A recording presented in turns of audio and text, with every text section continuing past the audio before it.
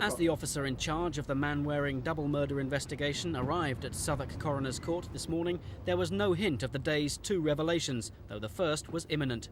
Pathologist Dr. Ian Hill told the court that 62-year-old Matthew Manwaring died of a gunshot wound to the chest.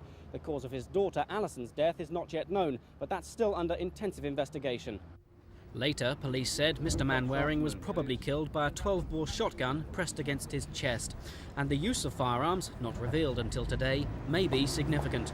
Well, the presence of a weapon is not unusual, unfortunately, in today's climate, but it does show that the people who went to this address were intending to commit something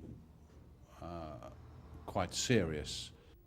Police have now built up a clearer picture of events leading up to Matthew Manwaring's murder and his daughter's possible abduction. Alison left her fiancé's house at 11:30 on the 23rd of April and arrived at her father's about 7 minutes later. Around that time, neighbours heard a loud bang, which could well have been the fatal gunshot.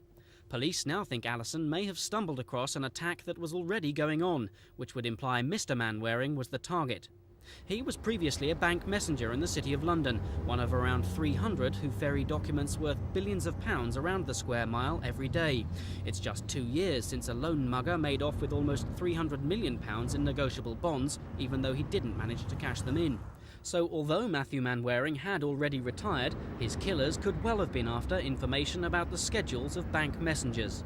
What you're asking me to do is to speculate what questions the people asked Mr. Manwaring, and of course we don't know that until hopefully we interview those people, and they may or may not tell us exactly what happened.